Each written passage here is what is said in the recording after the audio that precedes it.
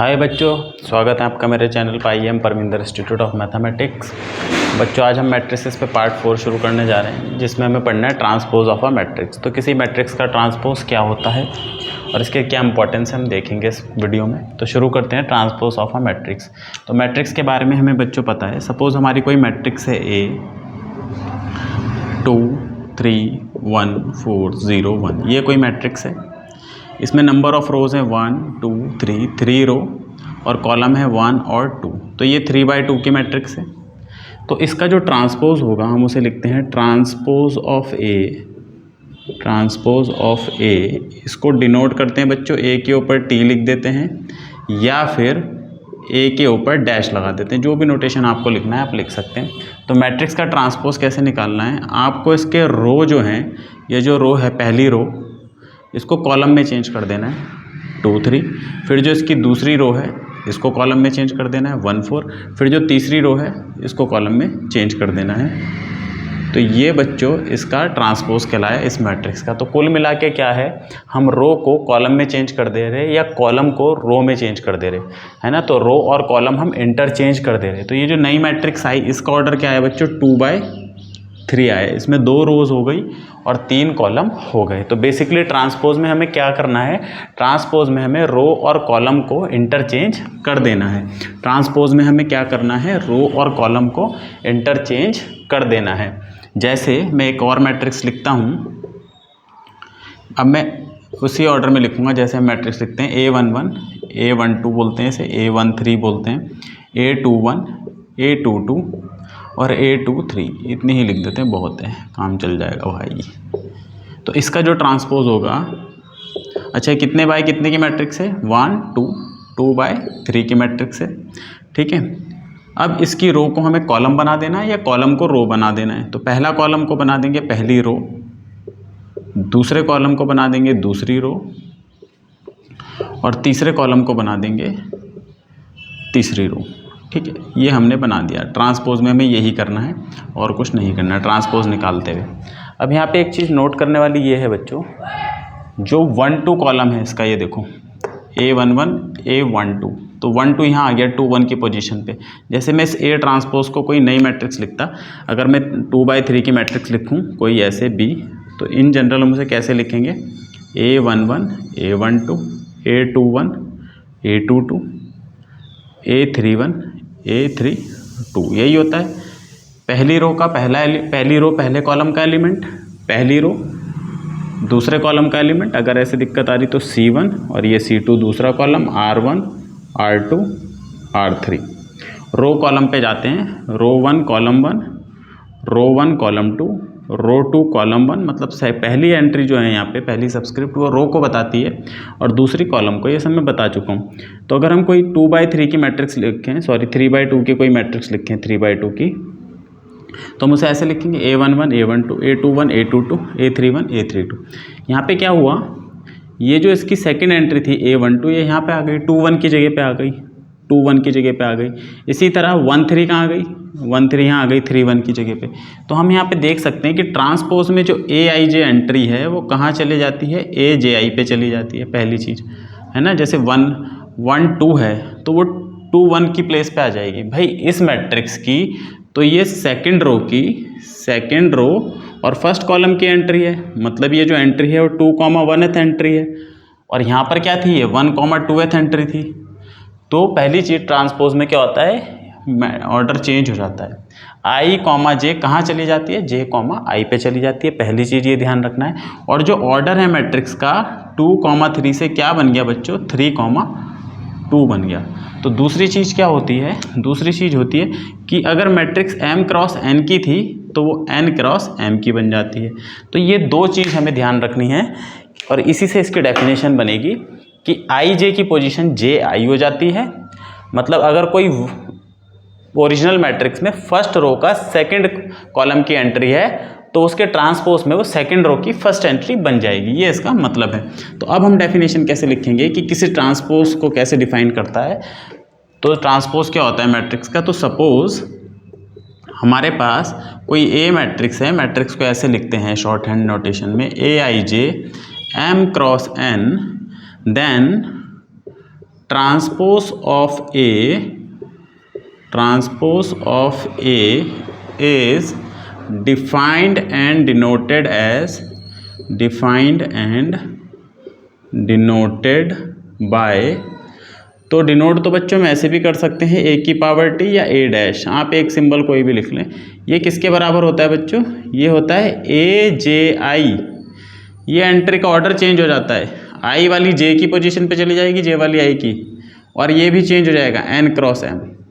इसको बोलते हैं ए का ट्रांसपोज। ठीक है, तो डेफिनेशन ये हो गई इसकी, और हमने एग्जाम्पल से समझ ही लिया है। अब इसकी कुछ प्रॉपर्टी हैं बच्चों। देखो पहली प्रॉपर्टी क्या है, पहली तो यही है कि जो ए आई जे एंट्री है वो ट्रांसपोज में ए जे आई एंट्री बन जाएगी। दूसरा जो ऑर्डर है एम इंटू एन, वो एन इंटू एम बन जाएगा, ऑर्डर भी चेंज हो जाएगा। तीसरी जो प्रॉपर्टी है इसकी बहुत खास, वो ये है कि किसी मैट्रिक्स का ट्रांसपोज का अगर हम फिर से ट्रांसपोज ले लें तो वही मैट्रिक्स हमें लौट के दोबारा मिल जाएगी। बहुत खास प्रॉपर्टी है, ट्रांसपोज का ट्रांसपोज लौट के वही आ जाएगा।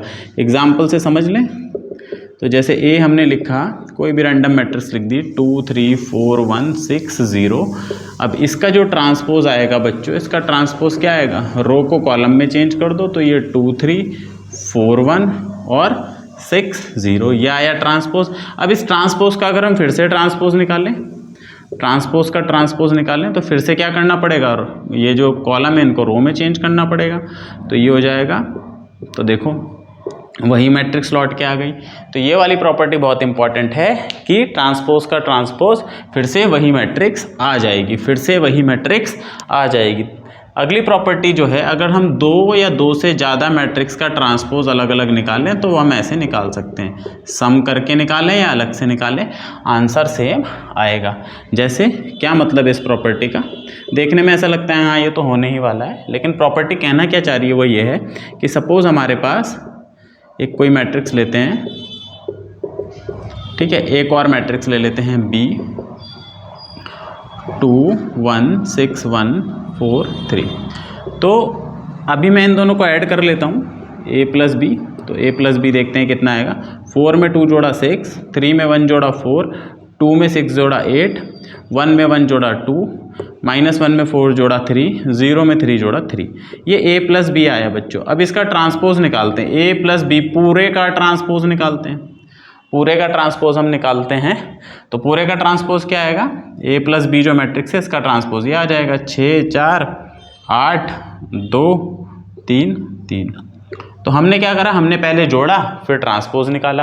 पहले क्या करा, ऐड करा। यहाँ पे क्या कहना चाह रही है प्रॉपर्टी कि अगर हम पहले ऐड कर लें और ट्रांसपोज निकाल लें, या फिर हम पहले ट्रांसपोज निकाल लें और बाद में ऐड कर लें। तो देख लेते हैं पहले ट्रांसपोज क्या आएगा इसका, इसका ट्रांसपोज आएगा, ए का ट्रांसपोज कितना आएगा 4 3 2 1 -1 0। और इसी तरह बी का ट्रांसपोज क्या आएगा, बी का ट्रांसपोज आएगा 2 1 6 1 4 3। दोनों का ट्रांसपोज निकाला। अब दोनों को अगर हम ऐड कर लें तो कंपोनेंट वाइज ऐड होगा। 4 में 2 जोड़ेंगे 6 और 2 में 6 जोड़ेंगे 8, -1 में 4 जोड़ेंगे 3, 3 में 1 जोड़ेंगे 4, 1 में 1 जोड़ेंगे 2 और 0 में 3 जोड़ेंगे 3। तो ये हमारा आया बच्चों A का ट्रांसपोज प्लस B का ट्रांसपोज। तो देखो सेम ही आया। तो हमारे पास एक सुविधा इसमें यह है कि अगर हमारे पास दो मैट्रिसेस हैं तो उनके ट्रांसपोज का sum of transpose is equal to A plus B का ट्रांसपोज। ठीक है, ये सम ऑफ ट्रांसपोज है, ये ट्रांसपोज का सम है। ठीक है ना। तो ये प्रॉपर्टी हमारे पास है। सेम प्रॉपर्टी माइनस में भी लग जाएगी, अगर माइनस हो रहा है तो माइनस, मल्टीप्लाई में नहीं लगेगी, ध्यान रखना। अभी मल्टीप्लाई पे भी चलेंगे, मल्टीप्लाई में ये प्रॉपर्टी काम नहीं करती। और डिवीजन की तो हमने सीखा ही नहीं है कि भी मैट्रिक्स डिवाइड कैसे होती है। मैट्रिक्स डिवाइड होती नहीं, उसके लिए एक अलग तरीका है। तो आगे इसमें देखते हैं हम कुछ प्रॉब्लम अभी। तो एक सिंपल सी प्रॉब्लम है बच्चों एडिशन के ट्रांसपोज में। तो हमें ये वेरीफाई करना है कि A प्लस बी का transpose equal to A transpose plus B transpose. Simple सा है। तो पहले हम A प्लस बी ही निकाल लेते हैं। A प्लस बी कितना आएगा, A प्लस बी आएगा, कंपोनेंट वाइज ऐड कर देते हैं। 3 + 2 5, ठीक है, 4 - 3 1। एक मिनट बच्चों, हाँ। तो 3 + 2 5, 4 - 3 1, -2 + 5 3, मैं डायरेक्ट ही लिख रहा हूँ। 0 + 6, अब आपको आइडिया हो चुका है, ये भी 6 हो जाएगा। 7 - 1 -5 और 8, ये 3 हो गया। तो a + b आ गया। तो a + b का ट्रांसपोज कितना आ जाएगा, इस पूरे का ट्रांसपोज आ जाएगा। हमें क्या करना है, रो और कॉलम को इंटरचेंज। तो 5 1 3 6 और 6 3, तो ये तो हमारा आ गया a + b का ट्रांसपोज। नेक्स्ट हम देखते हैं कि हमें अलग अलग निकालना है a का ट्रांसपोज प्लस b का ट्रांसपोज। तो a का ट्रांसपोज कैसे बनेगा बच्चों, इसकी रो और कॉलम को बदल दो। ये 3 4 हो गया, ये -2 0 हो गया, ये 7 - 5 हो गया, प्लस इसमें b का ट्रांसपोज कैसे बनेगा, 2 - 2 5 -1, पूरी रो को कॉलम बना देते हैं, -3 6 8, या कॉलम को रो बना देते हैं। तो दोनों को जब ऐड करेंगे कंपोनेंट वाइज, 3 और 2 5, आना सेम ही है, अलग नहीं आना है। आपको लिखना वही है भाई, वही आएगा और कुछ नहीं आएगा, है ना, ये थ्योरम है, रिजल्ट है। तो वेरीफाई हो गया। वेरीफाई था, बहुत आसान चीज़ थी कि हमें क्या करना था, सिंपली ये दिखा देना था कि a + b का होल ट्रांसपोज किसके बराबर है, a transpose plus b transpose के। नेक्स्ट जो है मल्टीप्लिकेशन, जो है ये प्रॉपर्टी बहुत इंपॉर्टेंट है। मल्टीप्लिकेशन में क्या होता है, तो जो रिजल्ट है बच्चों वो ये है, रिजल्ट a × b का transpose is equal to b का ट्रांसपोज × a का ट्रांसपोज। ये बच्चों बहुत इंपॉर्टेंट रिजल्ट है। ये उल्टा चलता है ट्रांसपोज, कि अगर हमने प्रोडक्ट करके ट्रांसपोज लिया तो हमारे पास वो सुविधा नहीं है जो हमारे पास एडिशन और सब्ट्रैक्शन में थी, कि ए का ट्रांसपोज हो जाए बी का ट्रांसपोज हो जाए, ऐसा नहीं होगा। ठीक है, फिलहाल अभी हमें ये रिजल्ट है, प्रूफ जो है इसका बियॉन्ड है, उस लेवल पे नहीं है। मैं कोशिश करूंगा बाद में कि इस पे अलग से एक प्रूफ पे वीडियो डालूं। फिलहाल हमें ये रिजल्ट याद रखना है, प्रूफ अभी आना भी नहीं है आपका, और प्रूफ बहुत लेंथी भी है इसका। तो हम चलते हैं कुछ क्वेश्चन पे और देखते हैं कि ये कैसे काम करता है, कि ये रिजल्ट कैसे काम करता है। तो एक हमें प्रॉब्लम दी है, a = -3 5 2 और b = 1 6 -4, और वेरीफाई करना है, इसी रिजल्ट को हमें वेरीफाई करना है जो ऊपर दिया है, कि a b का होल ट्रांसपोज = b का ट्रांसपोज a का ट्रांसपोज। ठीक है, कई जगह बच्चों a' दिया होता है तो उससे कंफ्यूज नहीं होना, इसका मतलब सेम ही है। तो पहले हम यहाँ पे ऑर्डर लिख लेते हैं, 1 2 3, ये 3/1 की मैट्रिक्स है। ऑर्डर लिखना हमेशा सही रहेगा हमारे लिए। और देखो ये 3/1 की मैट्रिक्स है, और ये वाली जो मैट्रिक्स है ये 1/ किसकी मैट्रिक्स है, एक रो है 3 कॉलम है, ये 1/3 की एक रो, 1 2 3 3 कॉलम। तो जो a × b आएगा, a × b, उसका ऑर्डर क्या होगा, वो ये 1 और 1 छोड़ दो, जो मैंने ग्रीन से लिखा है, 3/3 की मैट्रिक्स आएगी। वो कितने बाय कितने की मैट्रिक्स आएगी, 3/3 की मैट्रिक्स आएगी। बच्चे इसमें बहुत ज़्यादा गलती कर देते हैं। ये देखो बच्चों, ये इसकी पहली रो है, ये इसकी दूसरी रो है, ये इसकी तीसरी रो है। मैं अब इसे मिटा देता हूँ। ठीक है, और हम मल्टीप्लाई करते हैं रो × कॉलम में। ये इसका पहला कॉलम है, ये इसका दूसरा कॉलम है, ये इसका तीसरा कॉलम है। तो हम मल्टीप्लाई करते हैं row by column, row × column, r1 c1 r2 c2। अगर इसमें दिक्कत है तो मैं यहाँ लिख देता हूँ कि एंट्री कौन कौन सी होंगी, r1 c1 r1 c2 r1 c3 r2 c1 r2 c2 r2 c3 r3 c1 r3 c2 और r3 c3।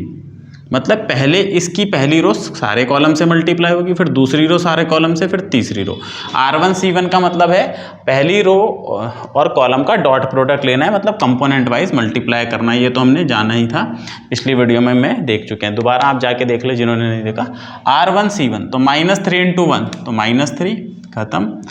r1 c2 6 3 = 18 minus का 18, r1 c3 ये हो जाएगा बच्चों प्लस का 12। अब r2 की बारी है तो सेकंड रो पे मूव करेंगे।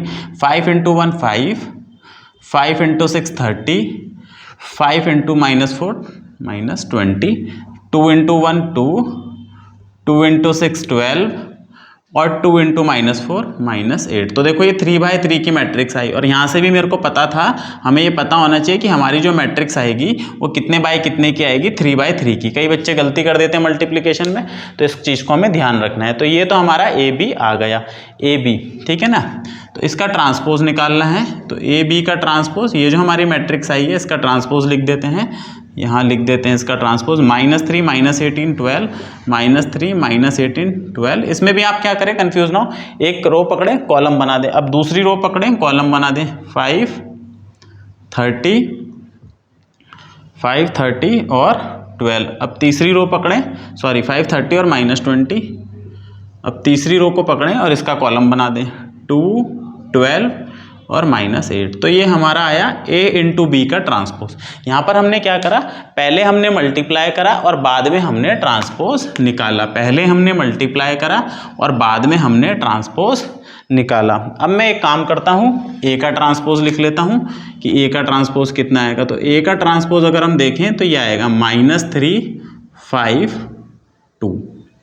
B का ट्रांसपोज लिख लेते हैं बच्चों, B का ट्रांसपोज कितना आएगा, बी का ट्रांसपोज आएगा 1 6 -4।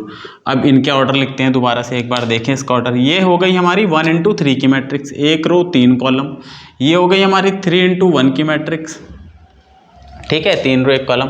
अच्छा, अगर मैं इन दोनों को मल्टीप्लाई करूं, AT और BT को मल्टीप्लाई करूं सपोज, तो हमारी मैट्रिक्स कितने बाई कितने की आएगी, हम देख सकते हैं जो मैट्रिक्स आती है 2 को मल्टीप्लाई करके, ये 3 हट जाएगा, ये 3 हट जाएगा, 1/1 की मैट्रिक्स आएगी। मतलब केवल एक नंबर आएगा जिसमें एक रो और एक कॉलम आएगा, वो जो भी आए, रो इंटू कॉलम हो जाएगा पूरा, रो इंटू कॉलम।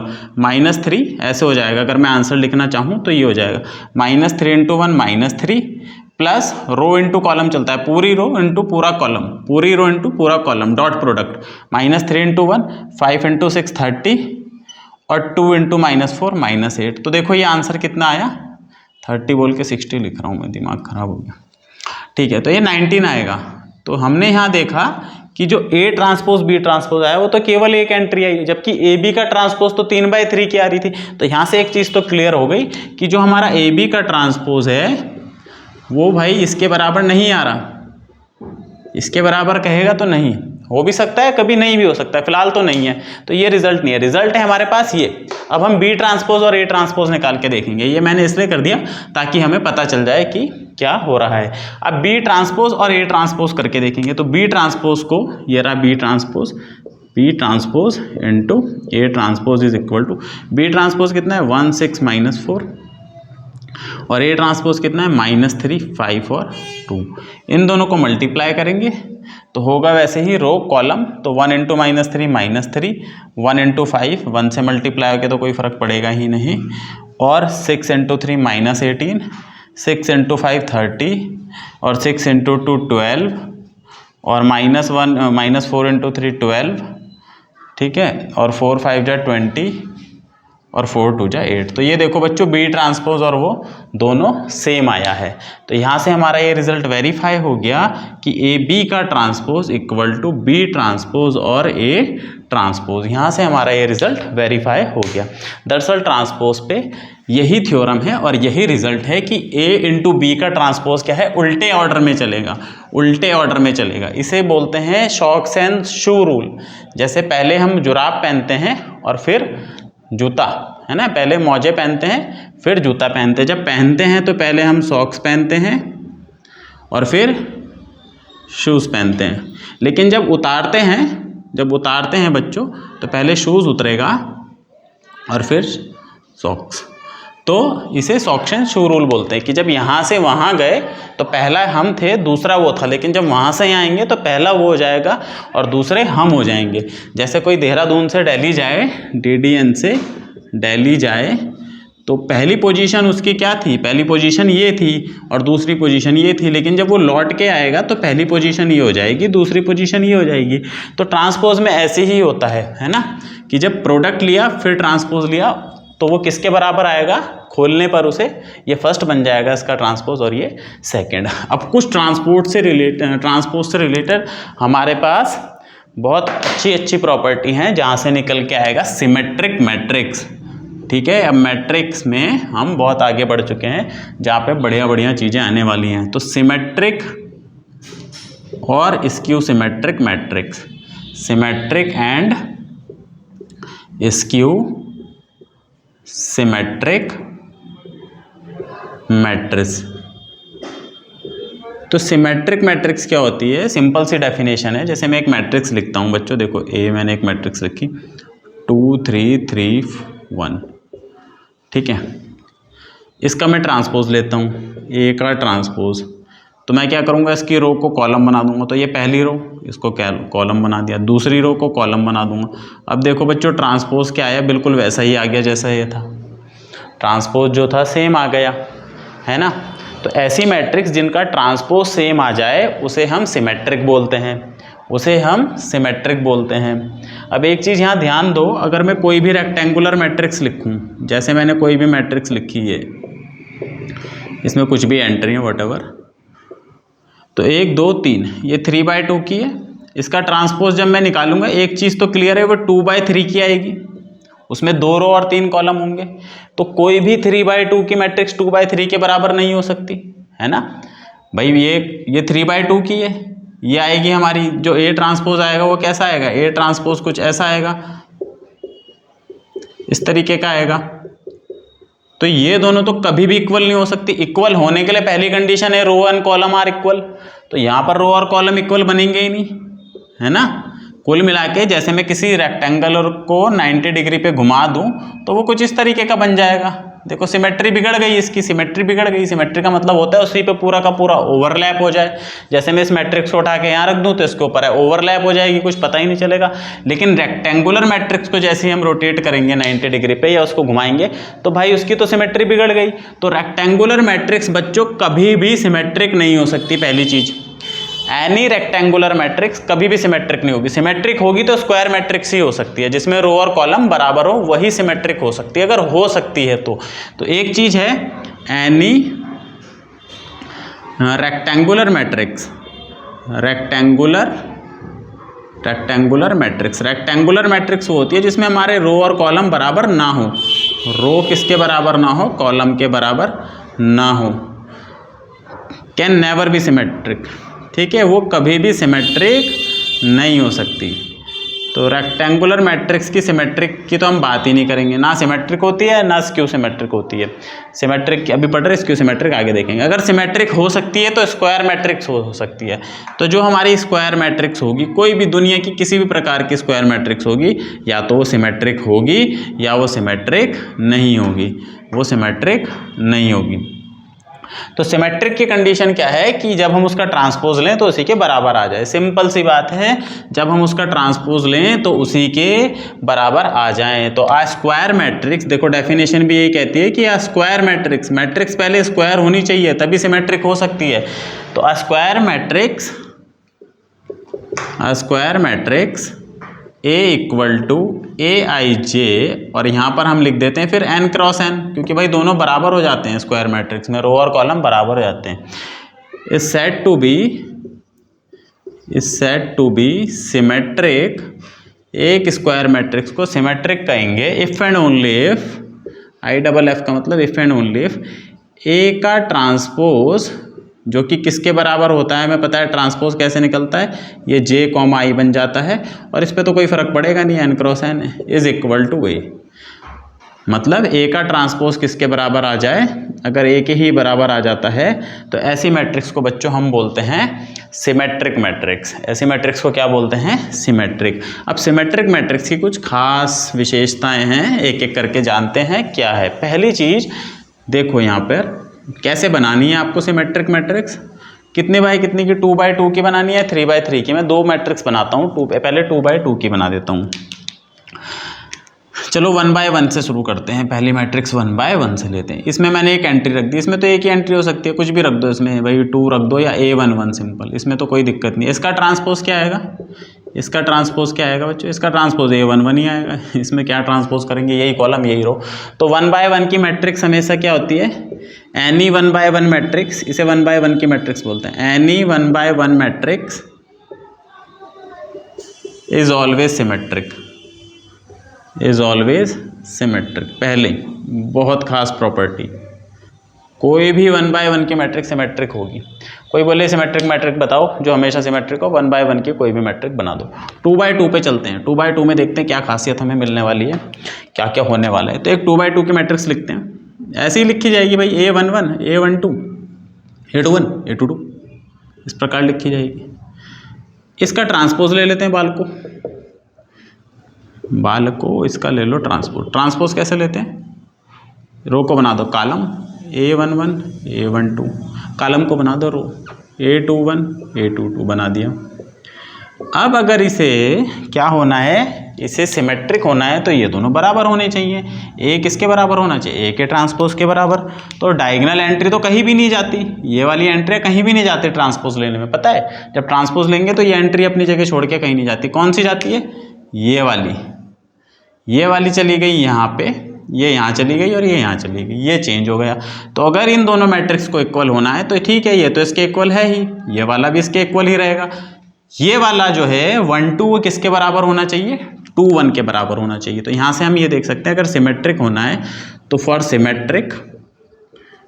सिमेट्रिक होने के लिए ए को क्या होना पड़ेगा, A12 को A21 के बराबर होना पड़ेगा।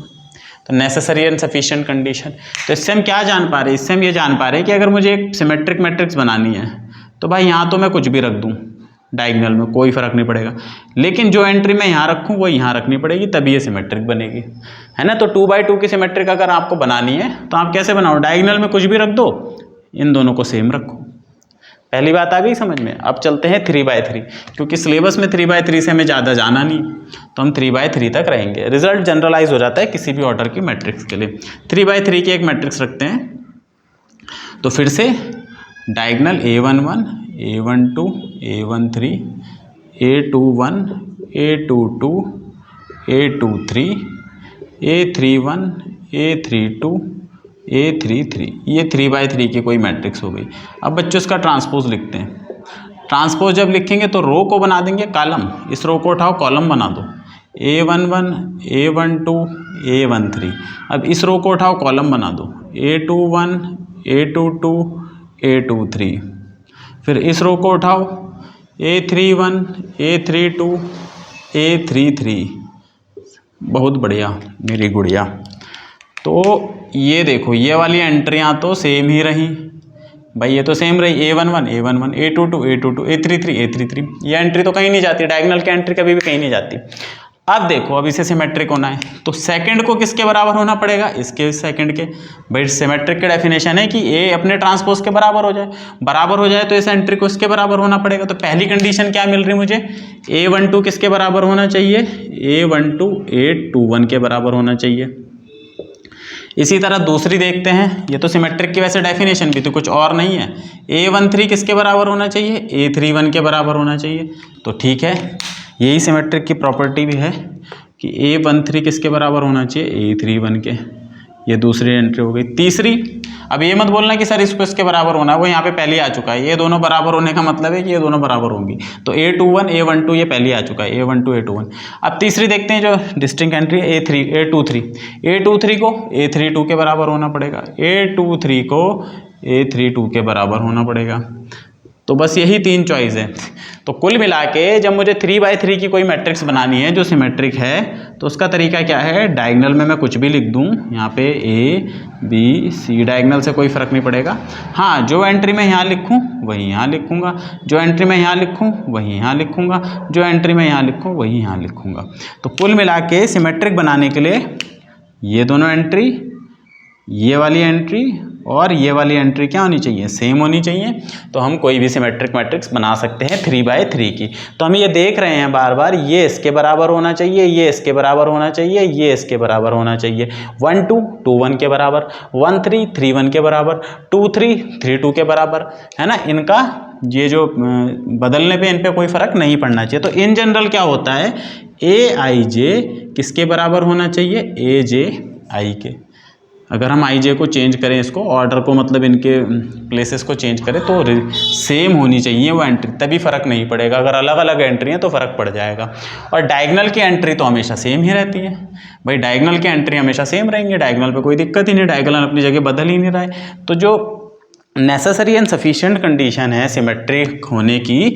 तो अगर कोई मैट्रिक्स सिमेट्रिक है तो डेफिनेटली ए आई जे किसके बराबर होगा, ए जे आई के बराबर होगा। तो if A is equal to A I J N cross N, ये स्क्वायर मैट्रिक्स हो गई, इज अ सिमेट्रिक मैट्रिक्स। अगर ये कोई सिमेट्रिक मैट्रिक्स है तो definitely A I J equal to A J I होगा for all I comma J. सभी आई जे के लिए ये दोनों क्या होंगे, बराबर होंगे, हमेशा होंगे, गारंटेड है। मतलब 2 3 3 2 के बराबर होगा, 4 3 3 4 के बराबर होगा अगर हमारी 4/4 की है। अब आपको कोई मैट्रिक्स बनानी है जो सिमेट्रिक है तो बहुत आसान है, 3/3 के लिए बनाने में कोई दिक्कत नहीं है। आप यहाँ कुछ भी रखो डायगोनल में, बस यहाँ ध्यान रखो जो 1 2 एंट्री है वो 2 1 के बराबर होगी, जो 1 3 एंट्री है वो 3 1 के बराबर होगी, और जो 2 3 एंट्री है इसकी वो 3 2 के बराबर हो गई, बन गई सिमेट्रिक मैट्रिक्स। ठीक है, तो सिमेट्रिक मैट्रिक्स की कुछ प्रॉपर्टी होती है बच्चों। पहली प्रॉपर्टी जो है कि इफ, यहाँ हम लिख लेते हैं, if A and B are symmetric matrices. अगर ए और बी कोई दो सिमेट्रिक मैट्रिसेस हैं जिनका ऑर्डर n क्रॉस n है तो बच्चों A plus B is also symmetric. Plus वाली जो मैट्रिक्स है वो हमेशा सिमेट्रिक होगी। कैसे होगी? अच्छा, किसी मैट्रिक्स को हमें सिमेट्रिक दिखाना है तो हमें क्या करना है, बस हमें ये दिखा देना है कि उसका ट्रांसपोज उसी के बराबर है। इतना दिखाते ही ये हो जाएगा कि ये मैट्रिक्स सिमेट्रिक है। अभी हमें गिवन क्या है, हमें ये गिवन है कि ए और बी हमारी सिमेट्रिक मैट्रिक्स हैं। इसका मतलब है कि जो ए का ट्रांसपोज है वो ए के बराबर और जो बी का ट्रांसपोज है वो बी के बराबर। सिमेट्रिक होने का मतलब यही हुआ कि अगर हमारी ए और बी सिमेट्रिक हैं तो ए का ट्रांसपोज ए के बराबर, बी का ट्रांसपोज बी के बराबर। अब हमें क्या प्रूफ करना है कि ए प्लस बी भी सिमेट्रिक ही आएगी और कुछ नहीं आएगी। तो अगर ए प्लस बी को सिमेट्रिक होना है तो हम इसका ट्रांसपोज चेक कर लेते हैं, भाई ट्रांसपोज क्या आ रहा। अगर ए प्लस बी का ट्रांसपोज ए प्लस बी के बराबर आया तो सिमेट्रिक, नहीं आया तो नहीं है। तो ए प्लस बी का ट्रांसपोज, अभी हमने रिजल्ट पढ़ा था कि प्लस में ट्रांसपोज कैसे चलता है, ए का ट्रांसपोज प्लस बी का ट्रांसपोज। क्योंकि ए सिमेट्रिक है, दिया है ए का ट्रांसपोज इक्वल टू ए, तो ये किसके बराबर हो जाएगा बच्चों, ये ए के बराबर हो जाएगा, ये किसके बराबर हो जाएगा, बी के। तो ए प्लस बी का ट्रांसपोज किसके बराबर आ गया, ए प्लस बी के। ये जो पूरी मैट्रिक्स बनी ए प्लस बी, इसका ट्रांसपोज किसके बराबर आ गया, ये खुद ए प्लस बी के बराबर आया। Hence we can say that A plus B is symmetric. तो कुल मिला के बात इतनी है कि दो सिमेट्रिक मैट्रिक्स को जोड़ेंगे, दो को क्या, 3 4 5 6 10 हजारों मैट्रिक्स को आप सिमेट्रिक मैट्रिक्स को जोड़ दो, सिमेट्रिक ही रहेंगी, वो कुछ और नहीं बनेगी। ठीक है, तो पहला रिजल्ट ये था कि सिमेट्रिक ही रहेगी, ऐड करने पे सिमेट्री चेंज नहीं होती है। तो दो सिमेट्रिक मैट्रिक्स का सम या 3 का या 4 का फाइनाइट सिमेट्रिक मैट्रिक्स का सम सिमेट्रिक होता है। क्या माइनस भी आएगा? हमें ये दिया है ए सिमेट्रिक है और बी भी सिमेट्रिक है, ये इंपॉर्टेंट है। अगर ए और बी सिमेट्रिक है तभी हम इसकी बात करेंगे, अदरवाइज तो हमें पता ही नहीं होगा कि फिर क्या हो रहा है। तो माइनस को देख लेते हैं, तो ऐसे चलेगा, ए का ट्रांसपोज माइनस बी का ट्रांसपोज। अच्छा, ए का ट्रांसपोज तो ए के बराबर और बी का ट्रांसपोज बी के बराबर, तो ये भी ए माइनस बी का ट्रांसपोज इसके बराबर हो गया, तो ये भी सिमेट्रिक हो गई। ठीक है, ये भी सिमेट्रिक हो गई, कोई दिक्कत नहीं। तो प्लस भी सिमेट्रिक होता है और माइनस भी सिमेट्रिक होता है। प्रोडक्ट देखते हैं बच्चों, है ना, और ये हमें पता है, मैं बार बार कह रहा हूँ, ए सिमेट्रिक दी है और बी सिमेट्रिक दी है। हो सकता है 3 हो 4 हो 5 हो, रिजल्ट पे फर्क नहीं पड़ेगा। कैसे नहीं पड़ेगा अभी देख लेते हैं। ए बी का ट्रांसपोज देखना है, प्रोडक्ट में क्या होता है। ठीक है, ए बी का ट्रांसपोज हमें पता है, प्रोडक्ट में ट्रांसपोज उल्टा चलता है, तो ये आएगा बी का ट्रांसपोज बी और ए का ट्रांसपोज बी। तो हमने क्या देखा, हमारा ए बी का ट्रांसपोज कितना आ रहा है, ए बी का ट्रांसपोज बी ये आ रहा है, लेकिन सिमेट्रिक होने के लिए तो ए बी ही आना चाहिए। ये भी हमें पता है कि ए बी और बी ये बराबर नहीं होता, कभी हो भी सकता है नहीं हो सकता, इन जनरल है, इन जनरल ये तो बराबर नहीं होते। तो हम यहाँ से ये नहीं कह सकते कि ए बी सिमेट्रिक है। अगर ए सिमेट्रिक आई बी सिमेट्रिक आई तो we can't say that A B is symmetric, is implies that A B is not symmetric. Product symmetric नहीं है, हाँ, सिमेट्रिक होना है तो एक कंडीशन और अगर वो दे देता कि ऐसी मैट्रिसेस हैं जो कॉम्यूट भी करती हैं, A B equal to B A है, अगर एक कंडीशन और दे दे। देखो प्लस और माइनस में तो इतने से ही काम चल गया, प्लस और माइनस में इन दोनों से काम चल गया। ए सिमेट्रिक बी सिमेट्रिक तो उनका सम भी सिमेट्रिक आया और डिफरेंस भी, लेकिन प्रोडक्ट में इन दोनों से काम नहीं चल रहा। अगर केवल इतना दिया है तो वी कांट से दैट कि ए बी सिमेट्रिक होगी। हाँ, एक कंडीशन और दे दे कि ये जो दोनों मैट्रिक्स हैं ये ऐसी भी हैं कि आपस में कॉम्यूट करती हैं। तो अगर कॉम्यूट कर गई A B equal to B A हो गया तो फिर ये बी ए हमारा ए बी के ही बराबर हो जाएगा, तब ये सिमेट्रिक आ जाएगी। तो प्रोडक्ट को सिमेट्रिक होने के लिए तीन चीज़ें चाहिए, 1 2 3। तो ये तीन चीज़ें होगी तो ये सिमेट्रिक होगी। तो ये थोड़ा सिमेट्रिक पे था हमारा, ठीक है ना। एक से अब है स्क्यू सिमेट्रिक। स्क्यू सिमेट्रिक में केवल माइनस का फर्क होता है। तो ए अगर कोई हमारी A I J N cross N, ये भी स्क्वायर ही होनी चाहिए, स्क्वायर मैट्रिक्स है, then A is said to be skew symmetric. मैं सीधा लिख रहा हूँ, if and only if A का ट्रांसपोज माइनस ए आई जे के बराबर आ जाए या माइनस ए आ जाए, वो अपने आप की नेगेटिव बन जाए, अपने आप की क्या बन जाए, नेगेटिव। जैसे मैं एक एग्जांपल लिखता हूँ, 0 1 -1 और 0। ये मैंने एक बच्चों एक एग्जांपल लिखा है, इसका ट्रांसपोज देखते हैं। ट्रांसपोज लेंगे तो इसको इसमें बदल दो, 0 1, और ये इसमें बदल दो, -1 और 0। ठीक है, ये हो गया। ये माइनस अगर मैं कॉमन ले लूँ, माइनस मैट्रिक्स से कॉमन कैसे लेंगे, माइनस कॉमन लेने का सिंपल तरीका है, आप -1 बाहर लिखें मैट्रिक्स के, ठीक है, या सिंपली माइनस बाहर लिख दें। माइनस कॉमन लेने का मतलब है माइनस को बाहर निकालें और सबके साइन बदल दें। 0 का साइन तो कोई बदलेगा नहीं, माइनस का साइन प्लस कर दो, प्लस का साइन माइनस कर दो, और ये 0। तो मैंने माइनस कॉमन ले लिया या -1 कॉमन ले लिया सिंपली। अगर मैं इस माइनस को सबसे मल्टीप्लाई करूँ तो यही मिल जाएगा। देखो, -1 × 0 0, -1 × 1 -1, -1 × -1 +1, -1 × 0 0। तो हमने क्या करा, इसमें से मैंने माइनस कॉमन ले लिया। माइनस कॉमन लेने का फ़ायदा ये है कि मैं ये दिखा पाऊँ, तो -1 को माइनस ही लिख देते हैं कि ये जो ए ट्रांसपोज है ये इस पूरी मैट्रिक्स का, ये तो सेम है, देखो ये मैट्रिक्स सेम है, इसका नेगेटिव आ गया है ना, इसका क्या आ गया, नेगेटिव आ गया। तो ये मैट्रिक्स क्या है, हमारी स्क्यू सिमेट्रिक है। ऐसी मैट्रिक्स जिसका ट्रांसपोज उसके नेगेटिव के बराबर आ जाए, उसके नेगेटिव के बराबर आ जाए। मैं एक और लिखता हूँ, ठीक है, अभी बता देंगे बनाते कैसे हैं, दोनों मैट्रिक्स कैसे बनाते हैं। एक मैट्रिक्स में ऐसे लिख देता हूँ, 0 -2 3 2 0 4 -3 -4 और 0। ये मैंने एक मैट्रिक्स लिखी। इसका ट्रांसपोज लिखते हैं।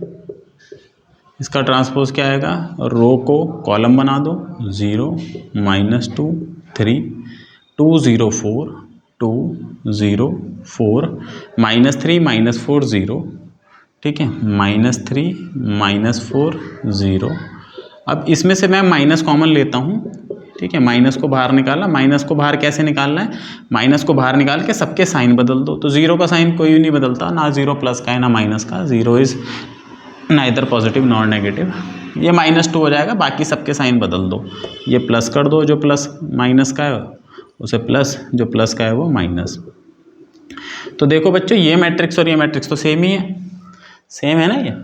तो हुआ क्या, ये तो पूरा ए ही है, ये ए के बराबर आ गई। तो ए ट्रांसपोज किसके बराबर आ गया, -a के बराबर आ गया। तो ये हमारी स्क्यू सिमेट्रिक मैट्रिक्स है। तो स्क्यू सिमेट्रिक आपको कैसे बनानी है, डायगोनल में तो आपको 0 रखना है, सिंपल, पूरे डायगोनल में 0 रखना है। इसका कारण है डायगोनल में 0 क्यों रखते हैं, अभी बता देंगे। और ये वाली एंट्री को इसके अपोजिट साइन में रखना है, मतलब अगर ये -2 है तो इसे +2 रखना है। सिमेट्रिक में क्या करते थे, सेम ले लेते, तो जो यहाँ पे वो यहाँ पे, जो यहाँ पे वो यहाँ पे, जो इधर वो इधर। लेकिन स्क्यू सिमेट्रिक में आपको साइन का ध्यान रखना है। अगर ये प्लस है तो इसे माइनस बना दो, ये माइनस है तो इसे प्लस बना दो। तो कुल किस तरीके से बना सकते हैं हम कोई भी स्क्यू सिमेट्रिक मैट्रिक्स कैसे बना सकते हैं, देखो अभी शुरू करते हैं।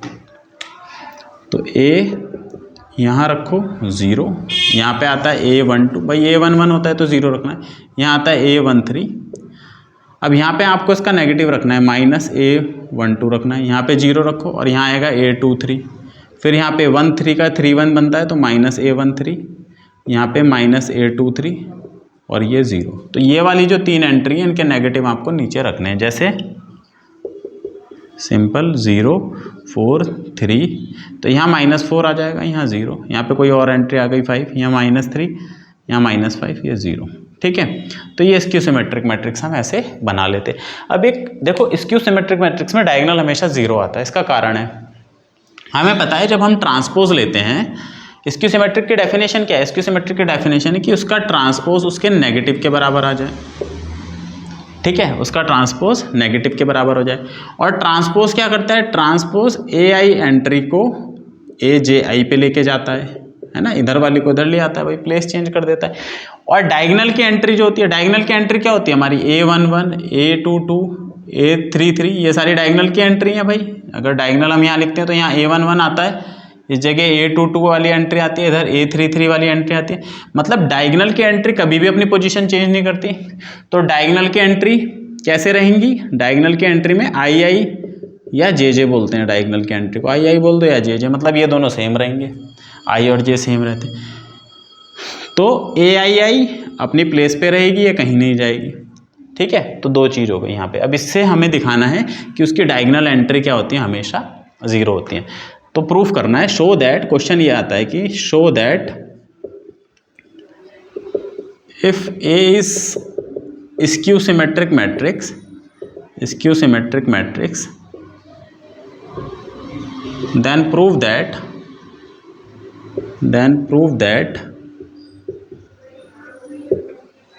the diagonal entries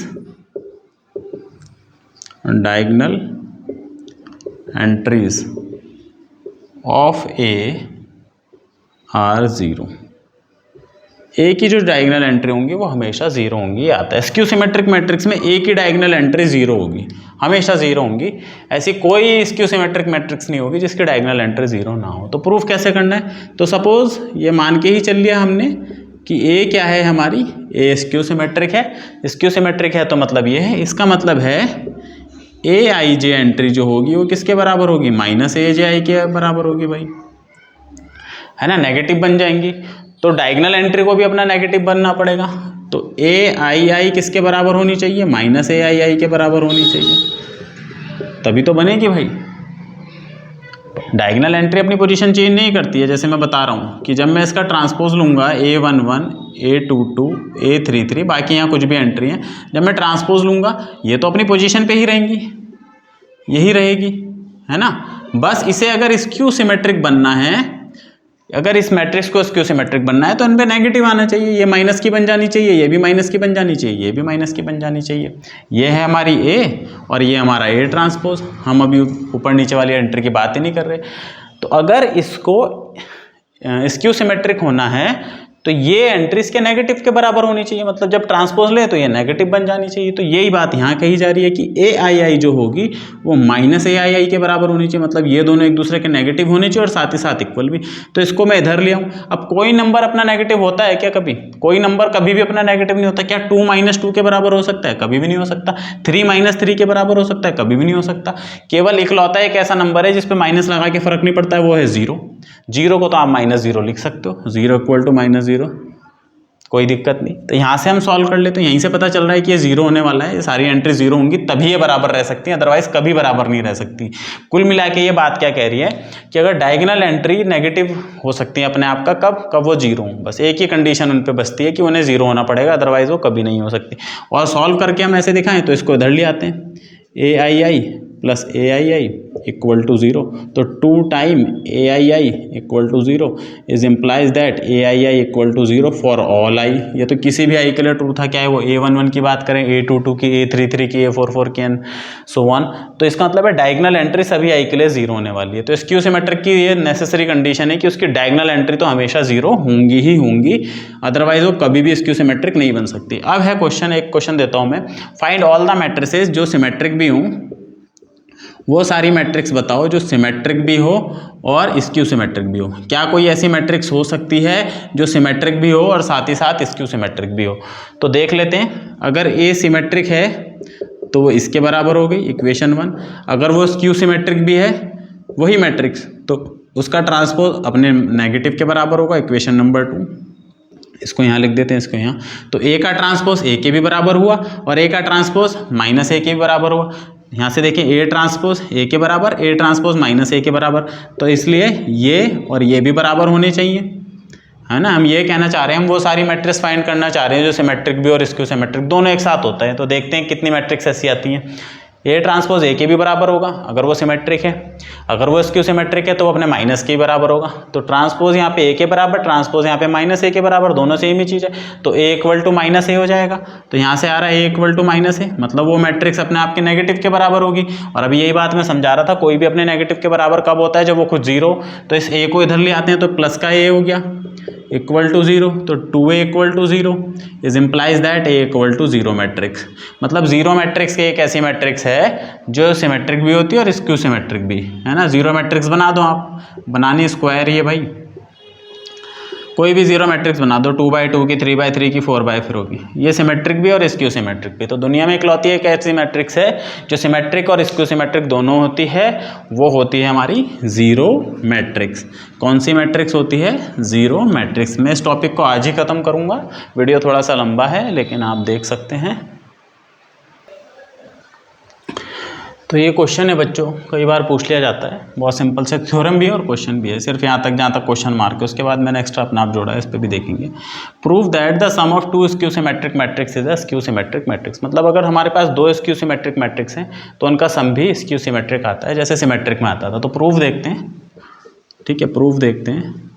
तो हमें दो मैट्रिक्स दी हैं जो स्क्यू सिमेट्रिक हैं, तो let A and B are any two, S लिखूंगा मैं, SSM skew symmetric matrix. Then तो भाई स्क्यू सिमेट्रिक मैट्रिक्स की पहचान क्या होती है कि उसका ट्रांसपोज क्या होगा, अपने नेगेटिव के बराबर होगा, इक्वेशन 1। इसी तरह बी का ट्रांसपोज भी क्या होगा, अपने नेगेटिव के बराबर होगा, इक्वेशन 2।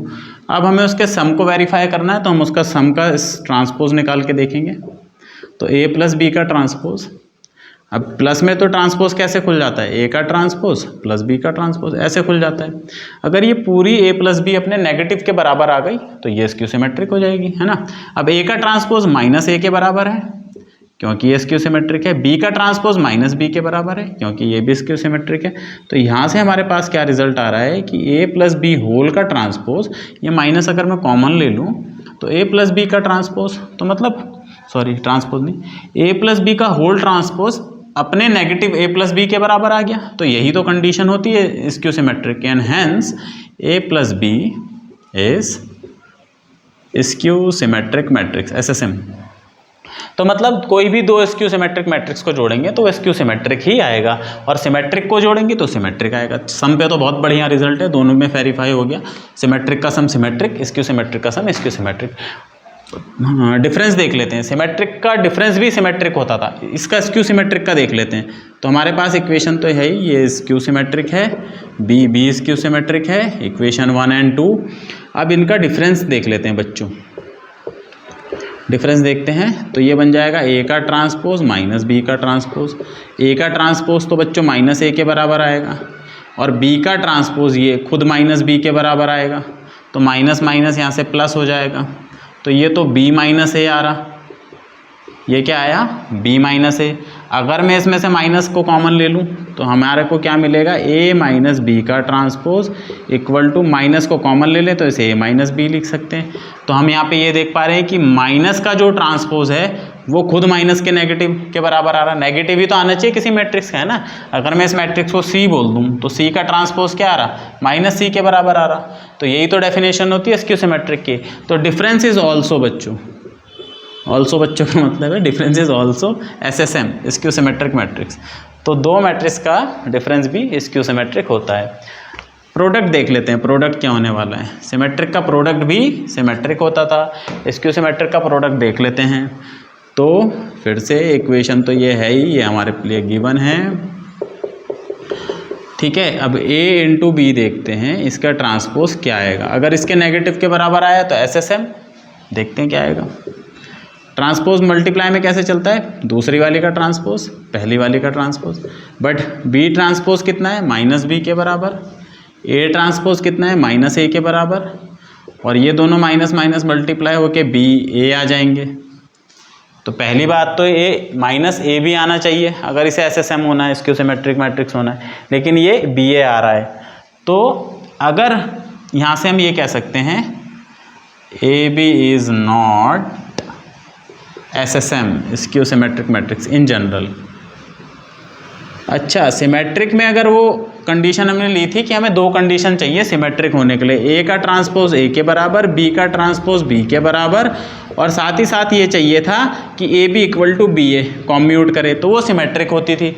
यहाँ पर भी हमें दो कंडीशन चाहिए होंगी अगर इसे क्या होना है, इसे SSM होना है। तो एक तो ये है कंडीशन, एक ये है, साथ में अगर वो ये दे दे AB and BA are anti commute, A and B are anti commute, मतलब वो एंटी कॉम्यूट कर रही है। एंटी कॉम्यूट में क्या होता है, ये सब मैं बता चुका हूँ वीडियो में कि AB जो होता है वो माइनस BA के बराबर होता है, या उल्टा कहते हैं BA जो होता है वो माइनस AB के बराबर होता है। तो अगर तीसरी कंडीशन ये भी दे दी जाती हमें कि माइनस BA AB के बराबर है, या BA माइनस AB के बराबर, इसे ऐसे भी लिख सकते हैं, तो हम इस BA की जगह माइनस AB रख सकते हैं फिर उस केस में, तो तब तो हो जाएगी बच्चों ये।